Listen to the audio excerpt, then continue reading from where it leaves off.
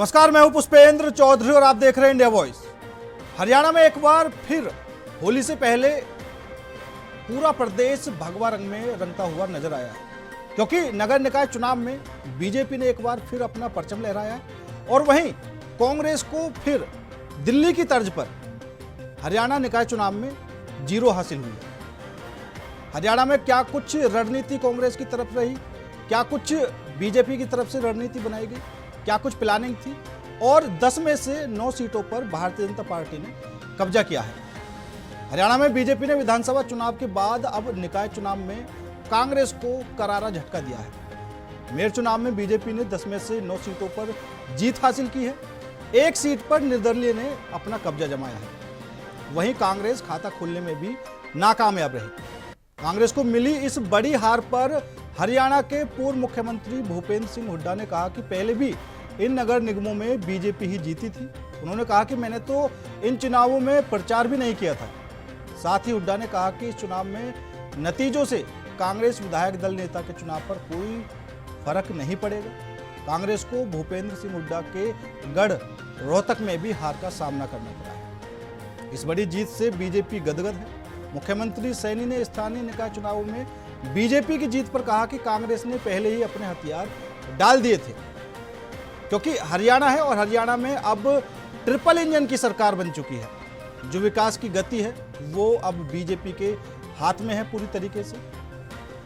आखिर कैसे अब बीजेपी वहां पर विकास करेगी और कांग्रेस को अपनी मजबूती के लिए क्या कुछ आगे के लिए प्लानिंग करने की जरूरत है। फिलहाल आपको सुनाते हैं निकाय चुनाव के बाद बीजेपी की तरफ से क्या कुछ कहा। हरियाणा प्रदेश के अंदर चुनाव संपन्न कराए हैं।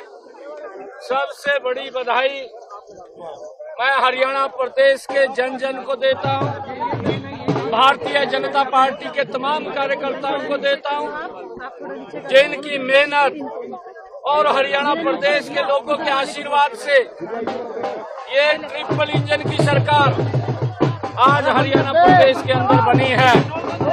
आदरणीय मोदी जी ने एक सपना देखा है 2047 तक विकसित राष्ट्र का। उस विकसित राष्ट्र में हमारी ये स्थानीय निकाय की सरकार, ये ट्रिपल इंजन की सरकार, ये अपना मजबूत भूमिका उसके अंदर निभाएगी और ये भारत आदरणीय मोदी जी के सपनों का भारत 2047 तक बनेगा। मैं सभी कार्यकर्ताओं को, हरियाणा प्रदेश के 2 करोड़ 80 लाख लोगों को दिल से धन्यवाद करता हूं कि उन्होंने सरकार के कामों के ऊपर मोहर लगाई है। उन्होंने सरकार की नीतियों को और बल दिया है। हमारी सरकार की ये ट्रिपल इंजन सरकार की बड़ी जिम्मेवारी अब है कि हम 3 गुना गति से मिलकर के हरियाणा प्रदेश का विकास करेंगे, कामों को करेंगे। आदरणीय नरेंद्र मोदी जी के नेतृत्व के अंदर ये हरियाणा विकसित बनेगा। अम्बाला छावनी नगर परिषद चुनाव में 32 में से 25 सीटें और भारी बहुमत से प्रधान सीट पर जीत कराकर अम्बाला छावनी की जनता ने, जो मैं दिन रात जान लगाकर अम्बाला का विकास कर रहा हूं, आज अम्बाला छावनी की जनता ने मुझे इसका इनाम दे दिया। और पिछले जो चुनाव था, जो विधानसभा का चुनाव हुआ था, उसमें हालांकि कुछ गद्दारों ने षड्यंत्र रचा था, लेकिन उसके बावजूद 7वीं बार यहां से जिताकर एक उदाहरण पेश किया है। नगर परिषद पर बहुमत से भारतीय जनता पार्टी जीती है। और जैसा मैंने चुनाव से पहले कहा था कि मैं और ये जीते हुए पार्षद और जो हार भी गए हैं, हम उनका भी सहयोग लेंगे। हम सब मिलकर अम्बाला छावनी को विकास की बुलंदियों पर पहुंचाएंगे। अम्बाला शहर में भी मेयर जीता है और हरियाणा के अधिकतर जहां पर चुनाव हुए थे भारतीय जनता पार्टी ने परचम फहराया है और इस परचम ने ये सिद्ध कर दिया कि हरियाणा से विपक्षी पार्टियों का सफाया हो गया है, पूरी तरह से खत्म हो गई है। इनकी नकारात्मक राजनीति को लोगों ने समझ लिया है और इनको दुत्कार दिया। ये पार्टियां सभी, चाहे उसमें हुड्डा है चाहे उसमें कोई और है, लोगों के सामने इनका चेहरा आ गया और लोगों ने इसको नकार दिया है। और लोगों ने नरेंद्र मोदी जी की जो विकास करने की राजनीति है उसके ऊपर फिर एक बार अपनी सहमति की मोहर लगाई। और आज इसी मुद्दे पर करेंगे चर्चा में शामिल होने के लिए हमारे साथ भारतीय जनता पार्टी से सत्येंद्र त्यागी जी, कांग्रेस से शशांक रंजन जी, आम आदमी पार्टी से उमा सिसोदिया जी और राजनीतिक विश्लेषक अभिषेक अहलावत जी हमारे साथ जुड़ चुके हैं। आप चारों मेहमानों का बहुत बहुत स्वागत है। और सबसे पहले शशांक जी, मैं आपके पास ही आना चाहूंगा क्योंकि कल ही आपने ये बात बोली कि कांग्रेस दोबारा से मजबूत बनेगी और दोबारा से अपनी सरकार हर जगह बनाएगी। आज हरियाणा नगर निकाय के रिजल्ट आए, 10 में से 9 सीटों पर बीजेपी और नगर पालिका में भी कांग्रेस कहीं नहीं दिखी, नगर परिषद में कहीं नहीं दिखी, मतलब हर तरफ जीरो दिखाई दे रही है। तो आपने जो कल कहा था कि कांग्रेस फिर से मजबूत होगी, ये तो दूर दूर तक भी नहीं दिखाई दे रहा है कि कांग्रेस मजबूत होगी, लेकिन ये जरूर दिखाई दे रहा है दूर दूर से कि कांग्रेस लगातार कमजोर होती जा रही है। क्या कुछ कारण है? जी नमस्कार। सबसे पहले मैं विजित प्रत्याशियों को आपके चैनल के माध्यम से बधाई देना चाहूंगा और मैं बताना चाहूंगा कि कांग्रेस पार्टी कमजोर नहीं हुई है, बल्कि जनता ने कांग्रेस पार्टी को थोड़े समय के लिए किनारे किया है, क्योंकि जनता के दिलों में कांग्रेस पार्टी के लिए बहुत ही अच्छी जगह है। मतलब कांग्रेस ने काफी ज्यादा काम कर दिया तो जनता ने बैठा दिया है कि कुछ समय आप आराम कर लीजिए, ये कहना चाहते हैं? आराम करने के लिए नहीं, मैं आपको 1 मिनट में अपनी बातों से संतुष्ट करना चाहूंगा, मुझे बोलने दिया जाए। बोलिए। अभी से कुछ साल पहले की बात है, चुनाव में भारतीय जनता पार्टी की ओर से इस बात का चर्चा किया गया था कि जब देश में हर स्तर पर कांग्रेस की सरकार थी तब राजीव गांधी जी ने चिंता व्यक्त किया था कि दिल्ली से चला हुआ 1 रुपया जनता तक 15 पैसे के शक्ल में पहुंचती है। तो जनता ने इस बात को समझा कि कांग्रेस ने तो कम से कम 15 पैसे भी पहुंचा दिया और आगे चलकर मनमोहन सिंह जी की सरकार ने सीधे खाते में पैसे भेजने की योजना लाकर रुपए का 100 पैसा भी भेजने का काम कर दिया। लेकिन यह जो भारतीय जनता पार्टी इस तरह से कांग्रेस पार्टी को बदनाम करने पर तुली हुई है, तो क्यों न एक बार भारतीय जनता पार्टी को ही सभी स्तर पे चुनकर आजमा लिया जाए, यह कौन सा कमाल करके दिखाती है। इसलिए कांग्रेस पार्टी कुछ समय के लिए बैकफुट पे आ चुकी है और कांग्रेस पार्टी आने वाले समय में मजबूती के साथ उभरेगी। भारतीय जनता पार्टी की सच्चाई सामने आएगी।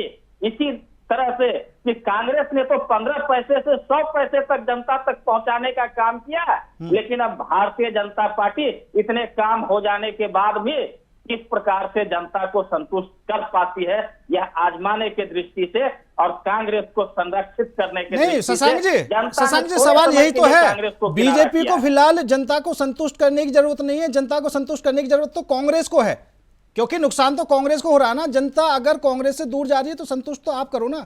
और अभी आप बोल रहे हैं कि ये जो क्योंकि अभी जो पूर्व मुख्यमंत्री है भूपेंद्र सिंह हुड्डा का भी जवाब आया कि ये जो हरियाणा में चुनाव हुए हैं निकाय के, ये हमारे लिए मायने नहीं रखते और हमने ना इसमें मेहनत की। तो ये सबसे बड़ी कमजोरी तो आपकी यही है कि बीजेपी किसी भी चुनाव को छोटा चुनाव नहीं समझती, ठीक है, और आपके नेता सीरियस नहीं होते।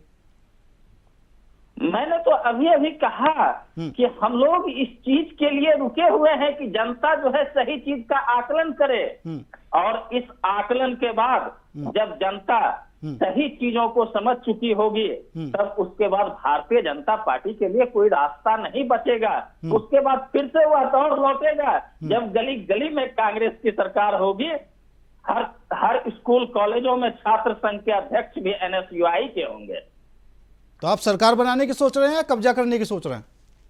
मैं कब्जा करने की नहीं, जनता की सेवा करने का सोच रहा हूँ। जनता से अवसर मांगने के लिए हाथ जोड़ रहा हूँ, अवसर देने का हाथ जोड़ रहा हूँ।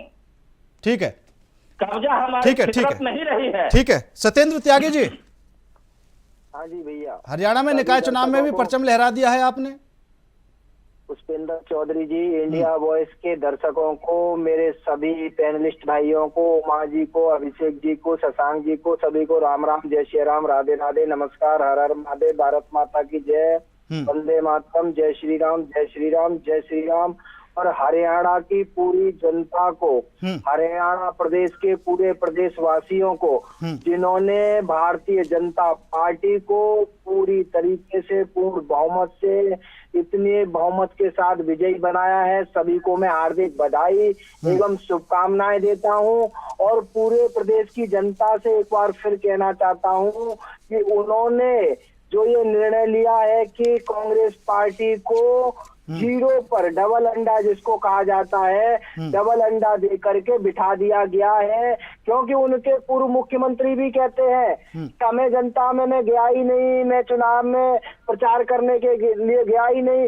तो आप पुष्पेंद्र चौधरी जी सोचिए कि कांग्रेस की मानसिकता कितनी नीचे, कितनी विचारधारा कितनी नीचे गिर चुकी है कि वो जनता के बीच में जाना ही नहीं चाहते, जनता के बीच में काम करना नहीं चाहते, जनता के बीच में प्रचार करना नहीं चाहते। जिस व्यक्ति की, जिस पार्टी की ये सोच हो कि हम जनता के बीच में गए ही नहीं, हम जनता में जाना ही नहीं चाहते, जनता फिर ये कहते हैं कि ईवीएम हैक कर ली, ईवीएम को हैक किया है वो देश की जनता ने, प्रदेश की जनता ने हैक किया है, वोट दे करके वो हैक किया है। ये इनको देखना पड़ेगा, समझना पड़ेगा कि इनकी पार्टी कहाँ जा रही है। इनकी पार्टी के राहुल गांधी जी इनके कार्यकर्ताओं को गाली देते हैं, इनके कार्यकर्ताओं को ही कहते हैं कि वो भारतीय जनता पार्टी के लिए काम करते हैं। अभी शशांक रंजन जी ने सभी विजयी प्रत्याशियों को बधाई दे दी। अब मैं इनसे पूछना चाहता हूँ, कहीं ऐसा ना हो कि कल राहुल गांधी जी इन पर कोई छोटा मोटा पद हो तो उसको ही छीन ले, कह देंगे भाई आपने बधाई क्यों दे दी, आपने भारतीय जनता पार्टी के प्रत्याशियों को बधाई क्यों दी। तो भाई मेरे को तो यही समझ में नहीं आ रहा है कि कांग्रेस पार्टी की क्या विचारधारा है, क्या सोच है, क्या करना चाहते हैं, क्या नहीं करना चाहते हैं। एक समय था जब वो सुपर पीएम के नाम से सोनिया गांधी जी जानी जाती थी और वो हर 6 महीने में विदेश जाती थी और उनके वो ये कहती थी कि मेरे को बहुत बड़ी बीमारी है और हर 6 महीने में उन्हें विदेश जाना होता था। और मैंने तो सुना है और पढ़ा भी है कि हर बार 4 से 5 ट्रक साथ में जाते थे। भाई क्यों जाते थे, क्या जाता था उनमें? ठीक है त्यागी जी, जब से प्रधानमंत्री नरेंद्र भाई मोदी जी की सरकार बनी है, ठीक है त्यागी जी, किसी को उन बातों पर दोबारा आएंगे। ठीक है, नहीं जाता तो इनका पतन होना है, हाँ। कांग्रेस पार्टी को खत्म होना है, ये सत्यता है। ठीक है, क्योंकि ये जनता के बीच में, जनता के लिए कोई काम नहीं ठीक कर है, रहे। ठीक है, ठीक त्यागी जी, बस ठीक है। जैसे इन्होंने हमारे साथ आम आदमी पार्टी से उमा सिसोदिया जी भी हैं। उमा जी, क्योंकि अब दिल्ली में तो सब नहीं देखा और ऐसे जो उदाहरण थे वो हमेशा कांग्रेस पर दिए जाते थे कि भैया आपकी पंजाब में मजबूत सरकार थी और अब नहीं है। ठीक है, दिल्ली की तर्ज पर कांग्रेस को अब निकाय चुनाव में भी हरियाणा में 0 मिला है। ठीक है, आपकी भी दिल्ली में हार हो गई, उसके बाद हरियाणा निकाय चुनाव में भी आपने सोचा चुनाव लड़ने का या अब की बार नहीं लड़ा? नहीं, हरियाणा चुनाव में हमने अभी जैसे विधानसभा के जो चुनाव हुए थे उसमें हमने अपनी तरफ से प्रत्याशी खड़े करे, हमने चुनाव लड़ा और वो बात अलग है कि हम लोग जीत नहीं पाए हैं यहाँ पर। और अभी जो चुनाव यहाँ पर हरियाणा में जो चल रहे हैं उसके लिए भी पार्टी अभी मंथन की स्थिति में है। देखिए, आम आदमी पार्टी का जो अभी जो पिछला कार्यकाल जो दिल्ली में रहा, एक तरफ से हम लोगों ने अभी, हम सबसे नई पार्टी है पूरे परिदृश्य में, हम लोग 125 साल पुरानी कांग्रेस और कम से कम 100 साल पुरानी जनसंघ से निकली हुई बीजेपी के साथ हम लोग संघर्ष की स्थिति में है। आम आदमी पार्टी ने बहुत तेजी के साथ उभरते हुए एक राष्ट्रीय पार्टी का दर्जा हासिल किया, ये आप सबको, हम सब लोगों को मालूम है। लेकिन दिल्ली के चुनाव में जिस तरीके से हार हुई है तो आम आदमी पार्टी आहत है। मैं पब्लिकली इस बात को स्वीकार करने में मुझे कोई गुरेज नहीं है कि हम लोग संगठनात्मक रूप से अपने आप को मजबूत करने में इस समय पार्टी जुटी हुई है। विभिन्न प्रदेशों में, मैं उत्तराखंड से आती हूँ, यहाँ पर भी पार्टी पूरी तरह से अपने संगठन को दोबारा से रिन्यू करने के प्रोसेस में इस समय जो है वो लगी हुई है। और हरियाणा में या कहीं पर भी, गुजरात की बात करूं चाहे मैं हिमाचल की बात करूं, पार्टी इस समय संगठन स्तर पर अपने आप को मजबूत करने के लिए जुटी हुई है, क्योंकि आम आदमी पार्टी के लिए भी एक बहुत बड़ा क्वेश्चन मार्क आ गया है। बिल्कुल। और उमा जी, मैं आपसे यही जानना चाहता हूं, क्योंकि जब अरविंद केजरीवाल दिल्ली के मुख्यमंत्री थे और किसी भी राज्य में अगर किसी तरह का कोई चुनाव आता था, उमा जी, जनता को इसके जो शिरोधार्य मैं उनके निर्णय को करती हूँ कि जनता कभी गलत नहीं होती है, मैं उनके निर्णय को शिरोधार्य करती हूँ। कहीं ना कहीं पार्टी की अपनी गलती है, कहीं आंतरिक हमारे से कुछ ना कुछ चूक हुई है, जिसका खामियाजा हम लोगों ने भुगता है। और हमारा टाइम अब आ गया है कि हम लोग दोबारा से अपनी स्क्रिप्ट को दोबारा से पढ़े और दोबारा से नया इतिहास और नए सबक के साथ हम लोग आगे जाएं। ठीक है, अभी मैं कांग्रेस के प्रवक्ता अपने भाई की बात सुन रही थी तो मैं बड़ी हैरान थी। देश की सबसे बड़ी पुरानी पार्टी आज इस भरोसे बैठी है कि जनता का भरोसा बीजेपी से टूटेगा, वापस कांग्रेस पर आ जाएंगे और हाथ पर हाथ रखे हुए बैठे हैं। आप अपनी गलतियां तक नहीं समझ रहे हैं कि आपसे क्या क्या गलतियां हुई हैं। आप लोग इंडिया गठबंधन की सबसे बड़ी पार्टी थे, आज आपकी हार का सबसे बड़ा कारण आम आदमी पार्टी है और आम आदमी पार्टी की हार का सबसे बड़ा कारण आप है।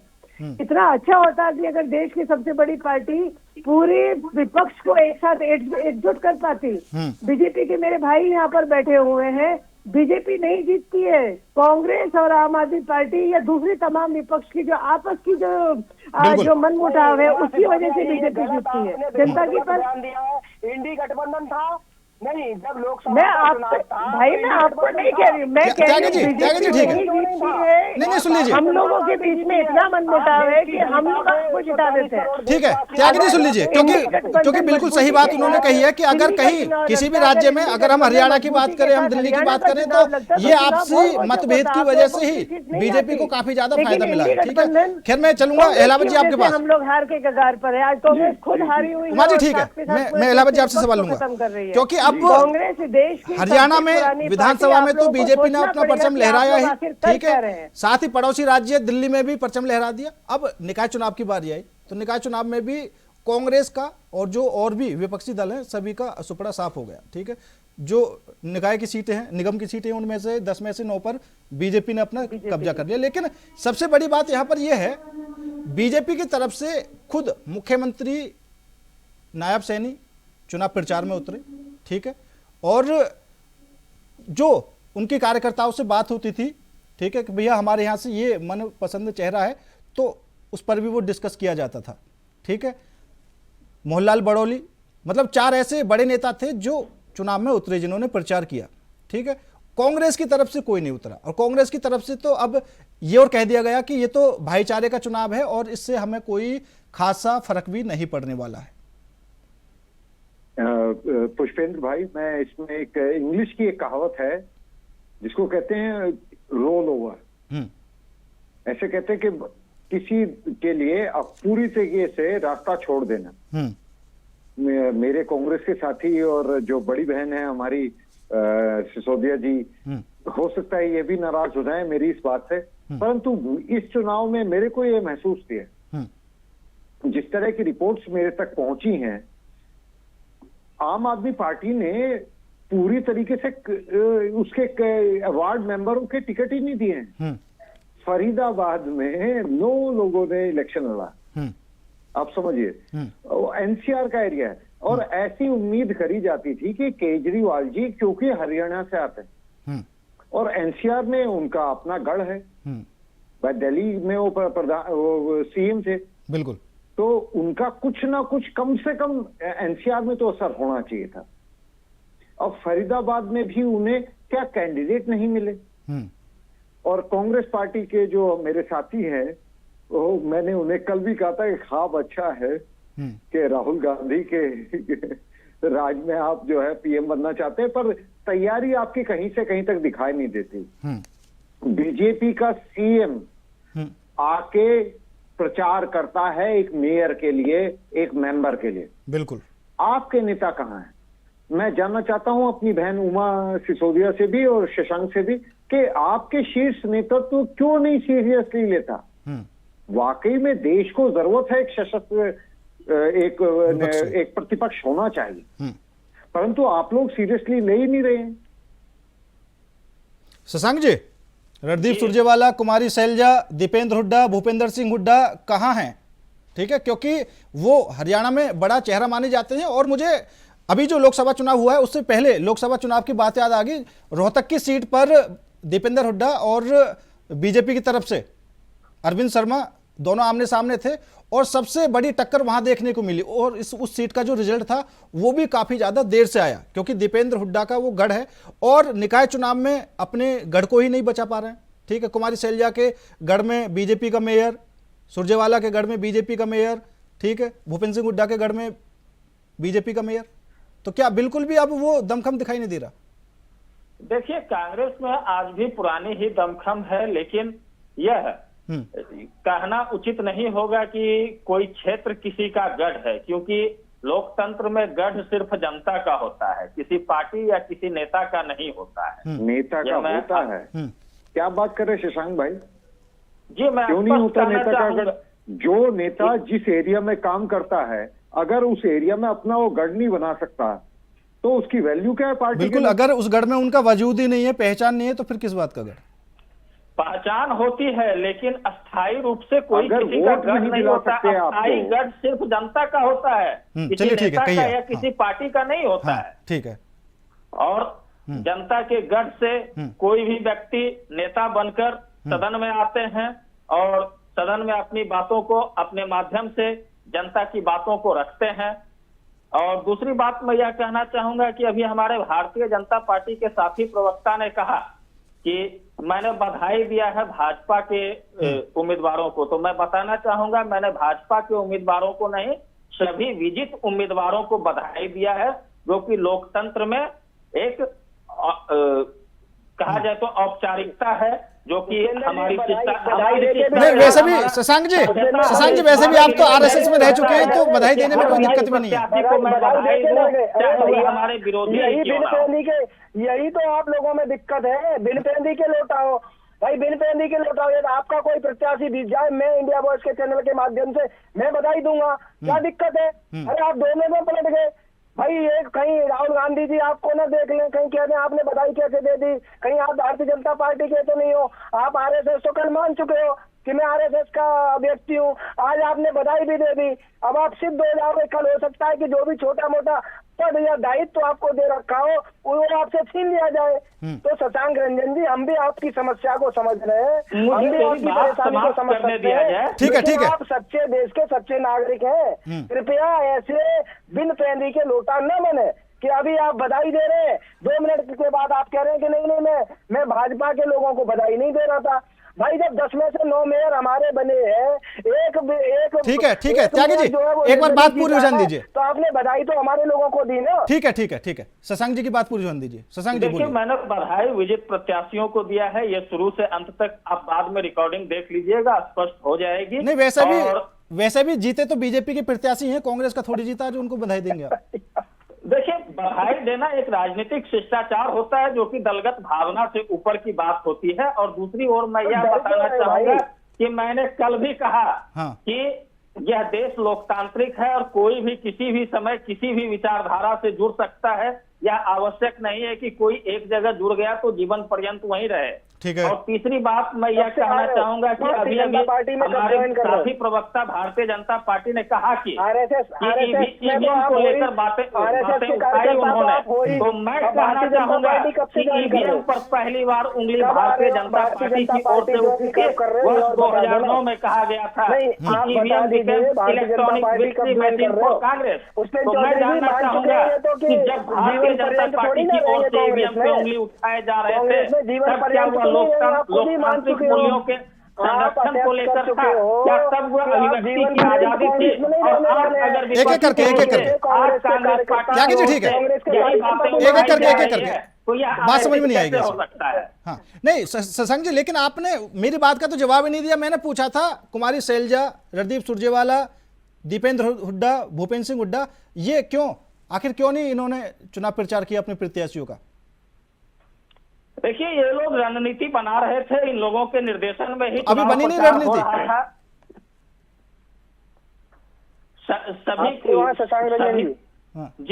शशांक जी रणनीति बनी नहीं अभी तक। जी, वे लोग रणनीति बना रहे थे और अपने स्तर से निर्देशित कर रहे थे कि मतलब चुनाव में किस प्रकार कांग्रेस से- रणनीति बनाती रह गई और बीजेपी ने चुनाव निकाल लिया। ऐसी कोई बात नहीं है। हमारी रणनीति जनता के बीच में थी। हमारे स्थानीय नेताओं के माध्यम से जनता के बीच में हमारी रणनीति यही पहुंची समस्या है, यही समस्या है अभिषेक जी, यही समस्या है कि अब इनकी जो रणनीति है वो जनता के बीच में थी, लेकिन जो कांग्रेस के नेता थे वो जनता के बीच में नहीं थी। ठीक है, जिस तरह राहुल गांधी खुद महाकुंभ में नहीं थे लेकिन उनका नेता चला गया था। देखिए, अब हर बात को महाकुंभ से जोड़कर घुमा फिराकर पुरानी बातों की ओर ले जाना उचित नहीं है। और मैं फिर से कह देना चाहता हूँ कि कांग्रेस पार्टी की ओर से किसी प्रकार की कमी नहीं रही है। और आपका हरियाणा निकाय चुनाव परिणाम भले ही हमारे पक्ष में नहीं रहा हो, लेकिन यह कांग्रेस पार्टी के लिए आने वाले स्वर्णिम भविष्य का आगाज लेकर आई है। और आने वाले समय में एक बार फिर से कांग्रेस पार्टी मजबूती के साथ देश भर में आपके नेताओं के पास इतना समय नहीं था कि महाकुंभ की बधाई दे, आपके नेताओं के पास इतना समय नहीं है कि होली की बधाई दे, लेकिन रमजान के पहले दिन ही सोशल मीडिया के पेज पर आपके नेता, चाहे राहुल गांधी जी हो, चाहे प्रियंका गांधी जी हो, चाहे सोनिया गांधी जी हो, आप उनकी सोशल मीडिया को उठा करके देख लीजिए। डे 1 फर्स्ट दिन रमजान की बधाई दे दी जाती है। भाई होली शुरू हो गई, होली की बधाई क्यों नहीं आ रही? कुंभ की बधाई, महाकुंभ की बधाई क्यों नहीं आई? 144 वर्ष के बाद आया। राम मंदिर की बधाई क्यों नहीं आई? राम मंदिर क्यों नहीं गए? महाकुंभ क्यों नहीं गए? होली के लिए बधाई क्यों नहीं दे रहे? लेकिन ना, इन सब के लिए तो नहीं करेंगे, लेकिन रमजान की बधाई जरूर देंगे। ये क्या है भाई? जब होली ठीक है, ठीक है, ठीक है, चलिए ठीक है। शशांक जी, आप वैसे मुद्दे की बात में तो आ रही है, मैं आपको बता दूं कि हरियाणा में कांग्रेस का 11 साल से पार्टी का संगठन नहीं है। ठीक है, और विधानसभा में नेता प्रतिपक्ष नहीं है। आप कहते हैं फिर सब चीज जनता पर छोड़ देते हैं। अब जनता थोड़ी चुनेगी नेता प्रतिपक्ष, वो तो आपके विधायक दल की बैठक में तय होगा। देखिए, एक सशक्त नेता का चयन किया जाना है और जल्द ही किया वो भी मिल नहीं पा रहा आपकी तरफ से। जब तक 5 साल खत्म हो जाएंगे शशांक रंजन जी, जब तक वो 5 वर्ष खत्म हो चलिए ठीक जाएंगे, है, मैं उमा सिसोदिया जी आपके पास आ जाता हूं। उमा जी, क्योंकि जब अरविंद केजरीवाल मुख्यमंत्री थे और किसी भी राज्य में चुनाव होता था, ठीक है, तो सबसे पहले वहां पर अरविंद केजरीवाल दिखाई देते थे। ऑटो वाले हों, उनसे मुलाकात करना, ठीक है, मतलब कोई भी वर्ग हो, तो केजरीवाल जी ने कभी भी किसी से मिलने में हिचकिचाहट नहीं की। लेकिन अब चुनाव हार चुके हैं, ठीक है, तो क्या उनकी जो राजनीति में सक्रियता थी वो अब उस तरीके से नहीं है, वो सक्रिय नहीं है, क्योंकि अब दिखाई भी नहीं देते। और जो मुद्दे हैं वो मुद्दे भी अब कहीं ना कहीं आम आदमी पार्टी की तरफ से नहीं उठाए जा रहे जो पहले उठाए जाते थे। ठीक है, कुछ ना कुछ तो प्रभाव पड़ा है, तो आखिर क्या कारण है? जैसे मैं आम आदमी पार्टी की कार्यकर्ता हूँ और मैं आम आदमी पार्टी को अगर मैं अंदर की तरफ से देख रही हूँ, आप लोग उनको बाहर से देख रहे हैं आम आदमी पार्टी को, मैं आम आदमी पार्टी को अंदर से देख रही हूँ। और अन्ना जी के टाइम से मैं आम आदमी पार्टी के साथ जुड़ी हुई हूँ। मैंने अभी भी बोला, थोड़ी देर पहले भी मैंने बोला कि दिल्ली का चुनाव हारना आम आदमी पार्टी के लिए बहुत बड़ी हार है। बिल्कुल, हम सब लोगों के लिए बहुत बड़ी हार है। मैं स्वीकार कर दूं आपके चैनल पे बैठ के कि वाकई में हमारे लिए बहुत बड़ी हार है। उमा जी, बिल्कुल बड़ी हार है, लेकिन जैसे ही दिल्ली में हार हुई, बुरी तरह से हारेंगे। हाँ उमा जी, जैसे दिल्ली में हार हुई तुरंत ही अरविंद केजरीवाल जी एक साथ एक्टिव मोड पर आए। ठीक है, जो पंजाब के विधायक थे उनके साथ उन्होंने मीटिंग की, ठीक है, और उनको दिशा निर्देश दिए कि भी आगे किस तरह काम करना है। और अचानक से फिर वो जो होता है ना कि राजनीति से एक साथ से गायब हो जाना, मतलब उस तरीके की कुछ जो दिखाई दे रहा है। देखिए, मैं अरविंद केजरीवाल जी इस समय क्या सोच रहे हैं अपने माइंड में, मैं एग्जैक्टली वो तो आपके सामने नहीं रिवील कर सकती कि भाई, मैं सही बोलूं तो मैं अभी उतनी वो नहीं रखती कि अरविंद जी क्या स्ट्रेटेजी अपने माइंड में है, क्यों वो थोड़ा सा बैकफुट पे प्ले कर रहे हैं, मैं वो नहीं कह सकती। लेकिन आम आदमी पार्टी के मेंबर होने के नाते मैं इतना जरूर आपको बता सकती हूँ कि आम आदमी पार्टी इस समय अपने संगठन को लेकर बहुत कार्य कर रही है। ठीक है, ठीक है, संगठन को लेकर आमूल परिवर्तन, चाहे वो वार्ड के सदस्य हो, चाहे वो प्रदेश के अध्यक्ष हो, उपाध्यक्ष हो, उसमें बहुत ज्यादा इस समय चेंजेस हर प्रदेश में देखने को मिल रहे हैं कि आम आदमी पार्टी संगठन पर काम करना चाहती है। ठीक है, ठीक है, क्योंकि दिल्ली में हार होना आम आदमी पार्टी के अस्तित्व पर बहुत बड़ा क्वेश्चन है। अगर हम लोग दिल्ली नहीं बचा पाए तो कहीं ना कहीं हमारा जो एक था कि हम लोग पूरे प्रदेश में एक राष्ट्रीय पार्टी के रूप में हम अपने आप को देख रहे थे, और दिल्ली में हार हो जाना, केजरीवाल जी, मनीष सिसोदिया, सब लोगों का हार जाना आम आदमी पार्टी के ऊपर एक बहुत बड़ा डेंट है। ठीक है, और ठीक है। मैं समझती हूँ ठीक है, कि ठीक है उमा जी, केजरीवाल ठीक है उमा जी, कहीं ना त्यागी जी पहले आप जवाब दे कहीं दीजिए, फिर मैं इलाहाबाद जी के पास पढ़ जाऊंगा। रहे हैं कि वो आम आदमी पार्टी को दोबारा से ठीक है उमा जी, ठीक है। आदमी पार्टी की हार निश्चित थी, तय थी और सबको पता था, क्योंकि कोरोना में जहां त्राइमाम हो रही थी और अरविंद केजरीवाल जी बैठ करके शराब घोटाला किस तरीके से इनकम की जाए, किस तरीके से भ्रष्टाचार किया जाए, किस तरीके से पैसा कमाया जाए कि वो हर राज्य में जाकर के चुनाव लड़ सके। तो उन्होंने क्या किया था कि एक के साथ एक बोतल फ्री और बहुत सारा पैसा कमाने की कोशिश करी। जब वो पैसा आने लगा तो जहां भी राज्य, जिस राज्य में भी चुनाव होता था वो वहां पर पहुंच जाते थे। लेकिन अब क्या हुआ, जनता ने तो समझ लिया, जनता जान गई, जनता ने तो पहले ही तय कर लिया था कि सारे लोग हारने वाले हैं। अब ये सब लोग हार गए, अब इनको कहां से भ्रष्टाचार करें, महोदय, अगर हम इस पर बहस करें तो हम हरियाणा चुनाव से हटके वापस दिल्ली के चुनाव पर चले जाएंगे। और दिल्ली के चुनाव अभी 2 महीने 1 महीना पहले खत्म हुआ है और हम लोग ऑलरेडी बहुत जनता के बीच में जाएंगे तो जनता को ये क्या दिल्ली में आम आदमी पार्टी की हार के क्या कारण रहे। अब तो दिल्ली में आम आदमी पार्टी की हार की सरकारी माजी सुन लीजिए। इतना जोर रहा है वो भी हमें पता है। कांग्रेस से अपने कैंडिडेट खत्म ठीक है, ठीक है, ठीक है, ठीक है, 200 वोटों से कहीं 250 वोटों से कहीं 300 वोटों से हार गई। ये भी एक बहुत बड़ा रीजन था।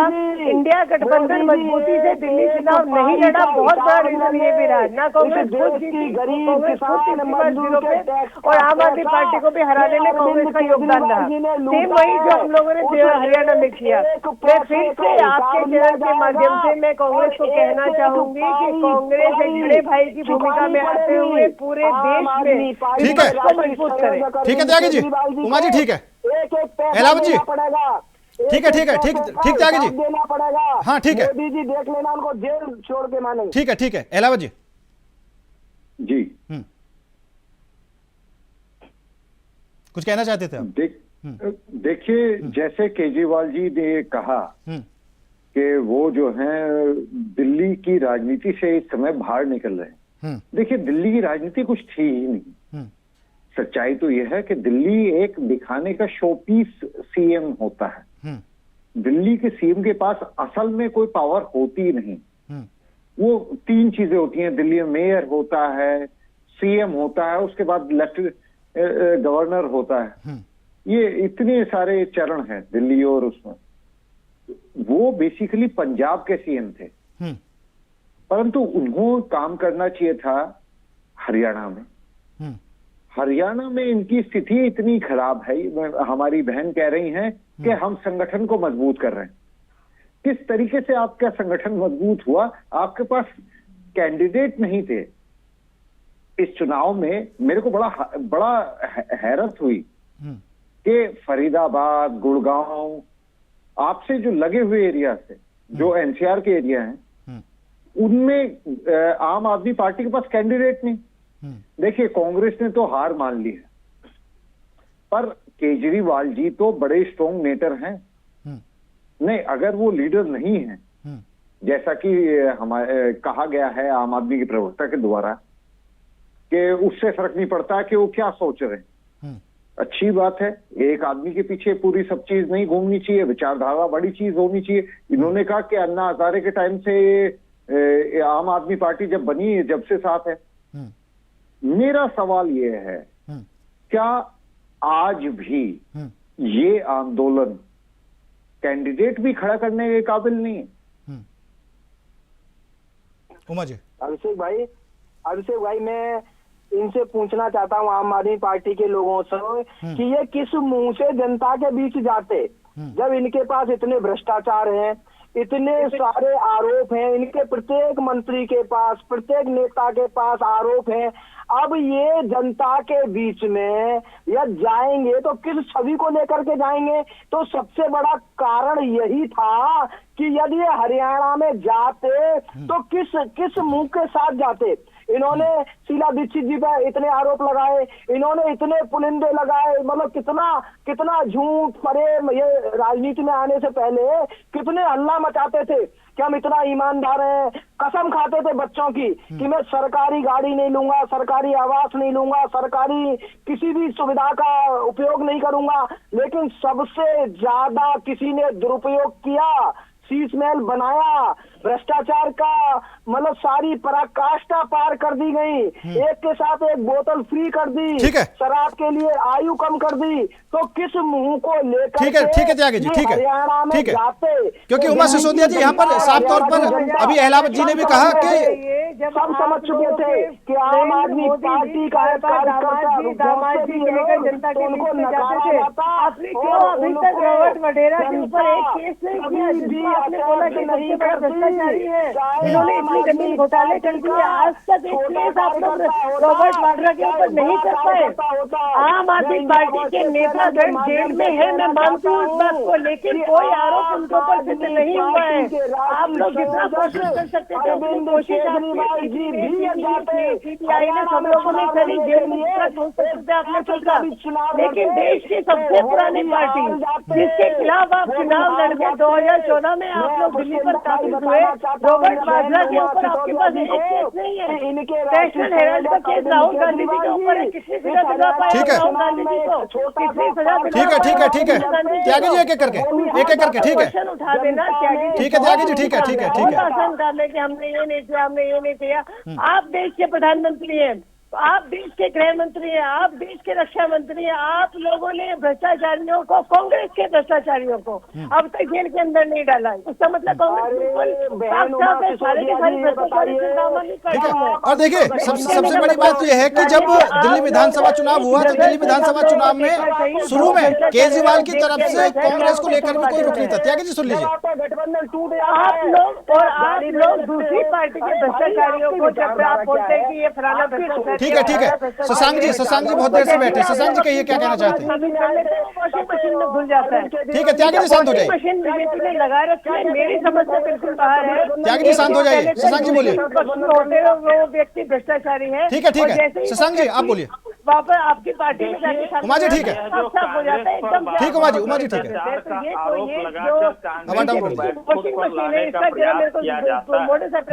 मैं अपने विरोधियों से जानना चाहूंगा कि कांग्रेस पर लगे कितने भ्रष्टाचार के आरोप आज तक सिद्ध हुए, जबकि अगर बात भारतीय जनता पार्टी की जाती है तो बंगारू लक्ष्मण जी को भ्रष्टाचार के मामले में सजा हुई थी, उनके विरुद्ध भ्रष्टाचार के मामले सिद्ध हुए थे।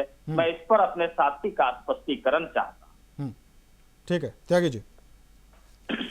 देखिए शशांक रंजन जी, सबसे ज्यादा घोटाले यदि किसी की सरकार में हुए हैं तो वो कांग्रेस पार्टी की सरकार, और कांग्रेस की सरकार में आपके राजीव गांधी जी खुद कहते थे कि मैं 1 रुपया भेजता हूँ, 15 पैसे जनता तक जाते हैं, 85 पैसे हमारे कार्यकर्ता, हमारे नेता भ्रष्टाचार के रूप में खा जाते हैं। 85 पैसे का पता नहीं चलने देते कहाँ चला जाता है, और आप चैनलों पर बैठ करके उस कांग्रेस पार्टी की बड़ाई करते हो, उस कांग्रेस पार्टी की कहते हो कि भ्रष्टाचार कब हुआ, 2G घोटाला, 3G घोटाला, 4G घोटाला, 5G घोटाला। अरे भैया ऐसा कौन सा घोटाला था जो घोटाला नहीं हुआ?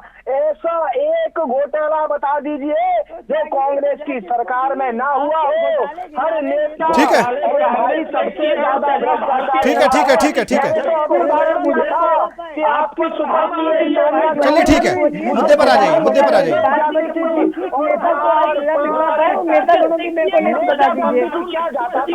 भाषा मत बोलिए त्यागी जी। ठीक है एलावत जी ठीक है त्यागी जी हो गया। रहती तो दिल्ली में थी, केरल से 4-5 ट्रक। हाँ ठीक है मुद्दे पर जाओ। बताइए हमें भी, एलावत जी तो जानना चाहते हैं कि ऐसा केरल में क्या था कि वहाँ से जाते थे तो 4-5 ट्रक। त्यागी जी सुन लीजिए, थोड़ा समय मेरे को भी दीजिए, थोड़ा सवाल मेरे भी हैं। देखिए वॉशिंग मशीन की बात हुई, वाड्रा जी के ऊपर इल्जाम लगे, शीला दीक्षित जी के ऊपर इल्जाम लगे। कांग्रेस पार्टी के उस समय के 2014 से पहले के जितने भी मुख्य नेता थे उनके ऊपर इल्जाम लगाने में सबसे आगे केजरीवाल जी थी और फोर फ्रंट में थे, और इसी वजह से जनता ने उन्हें वोट भी दिया, उन पे भरोसा भी किया। परंतु उनको वॉशिंग मशीन में साफ करके सबसे पहले बाहर किसने निकाला? माननीय केजरीवाल जी। बिल्कुल। उमा जी कहेंगे कि हमारी विचारधारा है, आंदोलन की पार्टी है, क्षमा चाहूंगा।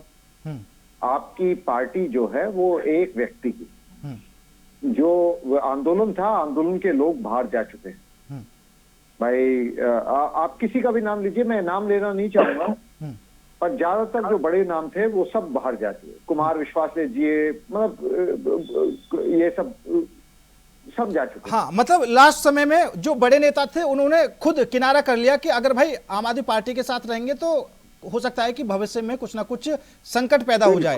और उमा जी, सबसे बड़ी बात यही है क्योंकि नीतीश कुमार एक मंच पर इंडिया गठबंधन के नेताओं को लेकर आए और खुद फिर बीजेपी में चले गए, लेकिन जब तक भारतीय आम आदमी पार्टी की दिल्ली में सरकार थी और अभी भी पंजाब में सरकार है, तो 2 राज्यों में सरकार थी, तो कांग्रेस से भी आगे आम आदमी पार्टी को देखा जाता था। और अगर कोई बड़ा नेता माना जा रहा था उस समय तो अरविंद केजरीवाल जी माने जा रहे थे, क्योंकि राहुल गांधी के नाम पर तो कांग्रेस हमेशा से ही राजनीति करती रही है, ठीक है, और कई तरीके की उन्होंने यात्राएं की, तो उनका तो कोई खासा प्रभाव देखने को नहीं मिला, लेकिन अरविंद केजरीवाल का जरूर प्रभाव हर जगह देखने को मिला। बेशक ये नहीं कि उन्होंने दूसरे राज्यों में सीटें बढ़ा ली, लेकिन जो वोट प्रतिशत था कहीं ना कहीं उनकी वोटिंग जो थी वो बढ़ती हुई नजर आई। लेकिन अब जो सवाल है, सवाल ये है कि उनकी हार के बाद इंडिया गठबंधन में उनका कद लगता नहीं है कि वही रहेगा जो पहले था।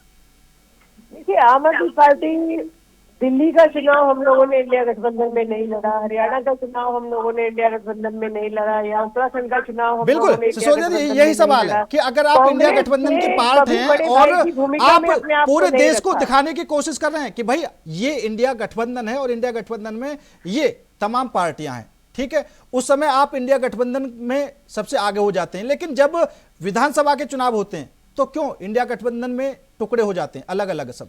देखिए, इसका अकेला रीजन आम आदमी पार्टी नहीं है। बिल्कुल, अगर मैं अपने त्यागी जी की बात करूं, इनका जो एनडीए गठबंधन है उसमें बीजेपी एक बड़े भाई की भूमिका में रहती है, लेकिन कांग्रेस कहीं ना कहीं बड़े भाई की भूमिका में बहुत ज्यादा लैग किया कांग्रेस ने। भाई, आप देश की सबसे बड़ी पार्टी है, सबसे बड़ा विपक्ष इस समय आप देश का है, तो अपना दिल भी थोड़ा सा बड़ा रखिए। हाँ, उमा जी, अभी इंडिया गठबंधन में यही पता नहीं चल पा रहा ना कि बड़ा भाई कौन है। ज्यादा से ज्यादा सीटें देने की कोशिश कीजिए, लेकिन कांग्रेस जो है वो अपने आप को रिवाइव, तो उनको लगा कि आम आदमी पार्टी के साथ मिलकर हम अपने आप को रिवाइव कर लेंगे और आम आदमी पार्टी को खत्म कर देंगे, लेकिन ऐसा नहीं होता। कांग्रेस हरियाणा में भी शून्य पर रही, दिल्ली में भी शून्य पर रही। कांग्रेस को अपने अंदर ये विचार करना पड़ेगा, राहुल जी को अपने अंदर ये विचार करना पड़ेगा कि अगर वो वाकई में इंडिया गठबंधन को देखना चाहते हैं तो कांग्रेस को बड़े भाई की भूमिका में आना पड़ेगा, तभी दूसरी पार्टियां तमाम। ठीक है, लेकिन बड़े भाई की भूमिका में आने के लिए तो और भी पार्टियां हैं, वो आने नहीं देंगी। ठीक है, त्यागी जी, पार्टी बन चुके हैं, लेकिन हम सिर्फ 10-11 साल पुरानी पार्टी है और 135 साल पुरानी, मैं त्यागी जा रहा हूं, हम लोग इंडिया गठबंधन में है, तो 135 साल पुरानी इस देश की पार्टी तो अच्छी बात है, आप जवान हैं, आप नए लोगों वो पार्टी बड़े भाई की भूमिका में नहीं दिया गया। आप देखिए, आम आदमी पार्टी को जिस तरीके का जो जनता ने साथ दिया, क्या आप उस पे खरे उतरे? आपको 10 साल से ज्यादा दिए गए दिल्ली में अपने आप को स्पष्ट करने के लिए। आपने जो कहा था कि शीला दीक्षित चोर है, आपने उसके सहयोग से बनाई, कोई बात नहीं, जनता ने आपको दोबारा वोट दी, आपको इंडिपेंडेंटली बनाया, कोई बात नहीं, बिल्कुल, आपको पंजाब में पूरी ताकत दी। आपने क्या किया? बिल्कुल, आपने पत्रकारों के खिलाफ मुकदमे दर्ज कराए। जिस पत्रकार ने शीश महल के खिलाफ एक रिपोर्ट कर दी, बेचारी एक छोटी सी उम्र की लड़की थी, उसके खिलाफ पंजाब गवर्नमेंट का क्या मतलब बैठता है मुकदमा दर्ज कराने का? अगर मुकदमा दर्ज ही कराना था तो केजरीवाल जी को एक ब्रेव फेस रखना था और आके कहना था कि मेरे को बेईमान कहा जा रहा है, मैं इसके खिलाफ मुकदमा रखूंगा। परंतु ऐसी राजनीति कर रहे हैं आम आदमी पार्टी के शीर्ष नेतृत्व, चाहे उसमें केजरीवाल जी हों, चाहे मनीष सिसोदिया हों या संजय जी हों, जिस तरह की वो बातचीत कर रहे हैं वो आंदोलन के समय की बातों से बिल्कुल ही पलट है। आप लोग वही भाषा इस्तेमाल कर रहे हैं जो शशांक जी बात कर रहे हैं। आप शशांक जी पे प्रश्न कर रहे हैं, आपकी भाषा में और शशांक जी की भाषा में ज्यादा अंतर नहीं। ठीक है, एलावत जी, अभी आपने कहा ना कि दिल्ली में आम आदमी पार्टी को काफी ज्यादा समय दिया जनता में अपना विश्वास पैदा करने के लिए, तो मुझे लग रहा था शशांक जी ये तंज कस रहे थे आम आदमी पार्टी पर, तभी बोल रहे थे कि जनता मौका दे रही है और जनता ही तय करेगी आगे क्या होना है। बीजेपी को लेकर आपने आम आदमी पार्टी पर तंज कस दिया शशांक जी? देखिए, मैंने किसी पर तंज नहीं कसा है, मैंने हकीकत बयां किया है। और लोकतंत्र में जनता ही सर्वे सर्वा होते हैं और जनता का आदेश हमेशा सर आंखों पर रखना होता है, चाहे वो कैसा भी आदेश हो, सत्ता पक्ष में बैठने का। अच्छा शशांक जी, मेरा सीधा सा सवाल है, आखिर कब तक इस तरह सोचकर जीते रहेंगे कि कांग्रेस आगे मजबूत होगी, कांग्रेस की सरकार आएगी, राहुल गांधी प्रधानमंत्री बनेंगे, कब तक? क्योंकि अब 11 साल से तो हरियाणा में पार्टी का संगठन ही नहीं है। देखिए, पार्टी का संगठन तैयार किया जा रहा है और संगठन को इस स्तर पे खड़ा किया जा रहा है कि आगामी चुनाव में बिना देर किए कांग्रेस पार्टी को आपके शशांक जी, आपके सभी जवाब किया जा रहा में ही है, मतलब भविष्य काल में होगा जो होना है फिलहाल। ठीक है, एलावा जी। सेवा दल एक संगठन हुआ करता था कांग्रेस के अंडर में, जैसे कि बीजेपी जो है संघ का एक पार्ट है, आरएसएस का एक पार्ट है, विश्व हिंदू परिषद और दुनिया भर के हिंदू जागरण मंच, ये सब बीजेपी के लिए काम करते हैं, एबीवीपी हो गए। वैसे ही एक संगठन हुआ करता था सेवा दल, आज भी और वो है। वाकई में बहुत ही स्ट्रांग हुआ करता था। उस समय सभी युवा ज्यादातर उससे जुड़ा करते थे। मैं जानना चाहता हूं शशांक जी से, क्या स्थिति है सेवा दल की, और अगर ये इतनी खराब स्थिति है तो क्या इसकी जिम्मेदारी आपके नेतृत्व को नहीं जाती?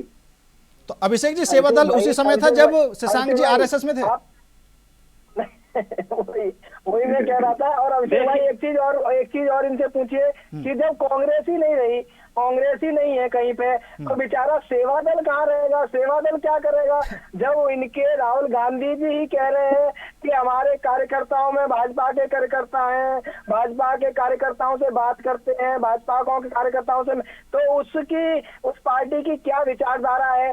और दूसरी बात मैं कहना चाह रहा हूँ, जो इंडी गठबंधन की बात बार बार हो रही है, इंडी गठबंधन ना तो कभी बना था, ना कभी था है और ना रहेगा। क्योंकि वो तो आपकी प्लानिंग थी, आपने नीतीश कुमार जी को भेज दिया कि सबको इकट्ठा कर दो, पता चल जाएगा, फिर अपनी तरफ ही कर लिया। नहीं, देखिए पुष्पेंद्र जी, जब भी कोई गठबंधन होता है तो उस गठबंधन की कोई विचारधारा होती है, कोई नीति होती है, कोई नियम होते हैं, कोई कानून बनाते हैं, कोई नेता बनाते हैं। वहां पर कोई था ही नहीं।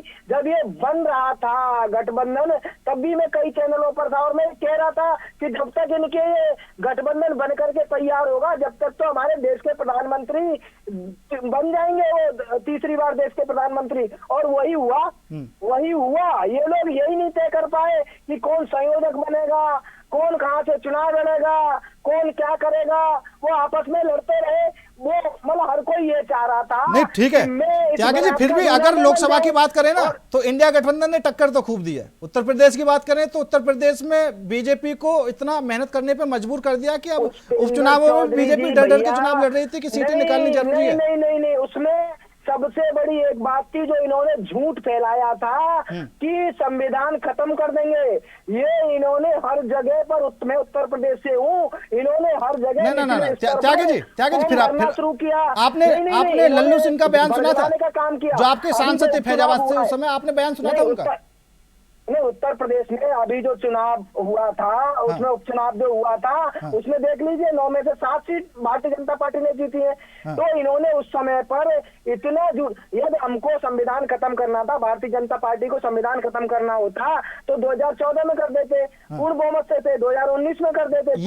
ये बात विपक्ष ने तब बोली जब आपके जो सांसद थे लल्लू जी, ठीक है, जब उन्होंने बोला। आप एक बार उनका बयान सुन लेना, उन्होंने, ठीक है, उनके बाद विपक्ष ने बोलना शुरू किया, क्योंकि ये कहा था कि यदि हम पूर्ण बहुमत से आएंगे तो बड़े निर्णय लिए जाएंगे। तो बड़े में तो कुछ भी जनसंख्या नियंत्रण कानून हो सकता है। आप त्यागी जी, आप क्यों बात को बदल रहे हैं? ठीक है, और कई चीजें थी, लोकसभा चुनाव की खैर बात ना करें, कई चीजें थी, जैसा ओवर कॉन्फिडेंस अब की बार दिल्ली में अरविंद केजरीवाल का दिखाई दिया कि मोदी जी अब की बार इस जन्म में तो हरा ही नहीं सकते। तो उस समय वो बीजेपी का भी था 400 पार कैसे, मतलब पहले से तय कर लिया, बाद में जब इंडिया गठबंधन ने टक्कर दी तो पता चल गया कितने पार हुए हैं आप। भारतीय जनता पार्टी सरकार में, सत्ता में, हमारे देश के यशस्वी प्रधानमंत्री नरेंद्र भाई मोदी जी देश के प्रधानमंत्री हैं, देश के प्रधानमंत्री भाई। चलिए ठीक है, आपको इस चीज से गर्व है, ठीक है, लेकिन कांग्रेस को हार से बिल्कुल भी फर्क नहीं पड़ता। शशांक जी, आपकी बात भी अधूरी रह गई थी, एक बार कह दीजिए। जी, मैं सबसे पहले यह बताना चाहूंगा कि जिस कांग्रेस सेवा दल की बात की जा रही है अभी हमारे राजनीतिक विश्लेषक महोदय के द्वारा, मैं उन्हें बताना चाहूंगा कि आज भी कांग्रेस सेवा दल जीवित है और इसकी शिविर लगती है। और अभी जो महाकुंभ लगी थी इसमें भी कांग्रेस सेवा दल की शिविर लगी हुई थी। अच्छा, मैं आपको बताना चाहूंगा। एक फोटो जी मैं भेजूंगा। त्यागी जी एक बार बात पूरी हो जाने दीजिए। त्यागी जी बात पूरी हो जाने दीजिए। जी मैं भेजूंगा आपको। मैं तस्वीर मंगवा कर भेजूंगा। मैंने अच्छा मंगवाएंगे, अभी इन पर खुद ही नहीं है। अब बताइए। नहीं ठीक है, त्यागी जी एक बार बात पूरी हो जाने दीजिए। अब इनके पास खुद ही वीडियो ये तो अपने फायदे की बात है, आप इससे नाराज क्यों हो रहे हैं? गलत बात है तो जनता को कम से कम गलत बात है तो ना भरोसा करें। त्यागी जी सुन लीजिए, बात पूरी हो जाए तो पता चलेगा। बात पूरी हो जाने दीजिए। तो दे रहे जो भी लोग उनको सुन रहे मैं तो बोल ही रहा हूं कि मैं भेजूंगा आपको। पार्टी के सेवा दल ने महाकुंभ में लगाया था, सेवा करी थी, लेकिन गलत मैंने फोटो मांग लिया तो किसी से मांग करके देंगे। कोई ना, एक बार सुन लीजिए, बात पूरी हो जाने दीजिए। सुनिए, मैं पार्टी का रिकॉर्ड इंचार्ज नहीं हूं, मैं पार्टी का प्रवक्ता हूं। मेरे पास पार्टी का रिकॉर्ड नहीं होता है, मैं प्रवक्ता हूं। मैं पार्टी की बातें बताइए, आप रखता वो हूं। कहानी जब भी बताइए कोई सेवा दल साक्ष्य वाली। देने की बात आती है तो मैं अपने शीर्ष नेतृत्व से ठीक है, आपको ठीक है। शशांक जी सेवा दल पे आ जाओ। सेवा दल पे महाकुंभ में क्या था? तो सेवा दल आज भी कोरोना काल में कितनी सेवा करी थी? त्यागी जी सुन लीजिए एक बार। कोरोना काल में ही हमारे यूथ कांग्रेस के राष्ट्रीय अध्यक्ष श्रीनिवास विधि जी को ऑक्सीजन मैन का दर्जा मिला था। भेज देना। कितने लोग घर से निकले, ट्विटर खेलते रहे थे सारे लोग, हमने भी देखे हैं। भारतीय जनता पार्टी के इसी कोरोना काल में मध्य प्रदेश में भारतीय जनता पार्टी की सरकार से थी, इस बात को मत भूलिएगा। डाल लीजिए, गूगल पे डाल लीजिए, 1 लाख फोटो 1 लाख वीडियो आ जाएंगे। आप अपने किसी भी नेता का एक वीडियो फोटो दिखा दीजिए मुझे कोरोना काल में। ठीक है, कोई ठीक है, करी हो, ठीक है, कोई सेवा करी हो, हाँ बताइए। त्यागी जी एक बार सुन लीजिए, सेवा की। त्यागी जी सुन लीजिए एक बार। अब सेवा दल की बात थी, एक बार उनकी बात पूरी हो जाने दीजिए, तब मैं आपको समय दूंगा, एक बार बता देना फिर। हाँ शशांक जी। तो कांग्रेस सेवा दल आज भी जनता के बीच है और आज भी कांग्रेस पार्टी के साथ है। और यह कांग्रेस का जो राष्ट्रीय मुख्यालय 24 अकबर रोड है, इसके जस्ट बगल में 26 अकबर रोड जो कि कांग्रेस सेवा दल का राष्ट्रीय मुख्यालय है। इसलिए कांग्रेस सेवा दल आज भी है, यह कभी था नहीं, बल्कि यह 1923 से आज तक। तो अभी सेवा दल के अध्यक्ष कौन है? जी लालजी देसाई जी। तो वो कांग्रेस सेवा दल है या सिर्फ सेवा दल है फिलहाल? क्योंकि कांग्रेस के मुंह से तो कभी नहीं सुना। देखिए यह कांग्रेस सेवा दल है। हाँ, यह प्रारंभ काल से कांग्रेस सेवा दल के नाम से जानी जाती है और आज भी विभिन्न प्रदेशों में कांग्रेस सेवा दल का मुखपत्र कांग्रेस दर्पण के नाम से प्रकाशित होती है। ठीक है, जिसमें कि बहुत सी बातों को जनता के बीच पहुंचाने का काम किया जाता है। तो कांग्रेस सेवा दल अतीत नहीं हुआ है, यह वर्तमान है। मतलब आपकी सरकार में, आप खुद मानते हैं आपकी सरकार में, शशांक जी आपकी सरकार में कभी भी किसी को पहचान नहीं मिल पाई। सेवा दल था, आरएसएस की टक्कर पे था, तो फिर क्यों सेवा दल को कोई नहीं जानता? ठीक है, आप ही बता रहे हैं। सेवा दल काम करने में विश्वास रखती है, हम वाहवाही लूटने में विश्वास नहीं रखते हैं, हम अपने आप को प्रचारित करने में विश्वास नहीं रखते हैं, हम जनता की सेवा करने में विश्वास रखते हैं। ठीक है, इलावत जी क्या जाऊंगा मैं अपने बड़े भाई से कहना चाहूंगा, शशांक जी ने ये बहुत ही बढ़िया प्रयत्न कर रहे हैं। कांग्रेस को के प्रवक्ता होने के नाते इनका धर्म है, परंतु हकीकत से मैं इन्हें रूबरू कराना चाहता हूं। सेवा दल का आज की तारीख में देश में कहीं भी कोई भी नामो निशान नहीं। आप एक चुनाव बताइए, मैं आपको कहता हूं एक पालिका के मेंबर का आप चुनाव बताइए जहां पे सेवा दल का वो हो। मैं आप ये बड़ा एक बहुत अच्छी बात कही शिकायत अपने बड़े भाई ने, शशांक जी ने, कि हम दिखाने में विश्वास नहीं रखते। तो इसका मतलब तो आप राजनीति में भी विश्वास नहीं रखते। तभी तो नहीं जाते, तभी प्रचार में नहीं जाते। कहिए राहुल गांधी जी से ले संन्यास, क्योंकि चुनाव तो आप नहीं लड़ रहे। और बीजेपी जो है एक इलेक्शन फाइटिंग मशीन है और वो आपको हराए जा रही है। ठीक है, क्योंकि वो एक मिशन के तहत चल रहे हैं। ठीक है, ठीक है। सत्येंद्र त्यागी जी समय कम है, माफी चाहूंगा आपसे। उमा जी आपसे माफी चाहूंगा, समय कम है। शशांक जी, अभिषेक जी, आप सभी का बहुत बहुत धन्यवाद हमारे साथ इस खास चर्चा में जुड़ने के लिए। तो हरियाणा में एक बार फिर भगवा होली से पहले वहां पर पूरे प्रदेश में भगवे में हो गया है और अब कांग्रेस की क्या कुछ आगे की रणनीति रहेगी, कांग्रेस किस तरीके से आने वाले चुनाव लड़ेगी, इस पर भी क्या कुछ रणनीति कांग्रेस बनाने वाली है, ये भी ध्यान में रखा जाएगा। फिलहाल मेरे साथ इस खास पेशकश में इतना ही। बाकी देश और दुनिया की तमाम खबरों के लिए देखते रहिए इंडिया वॉइस।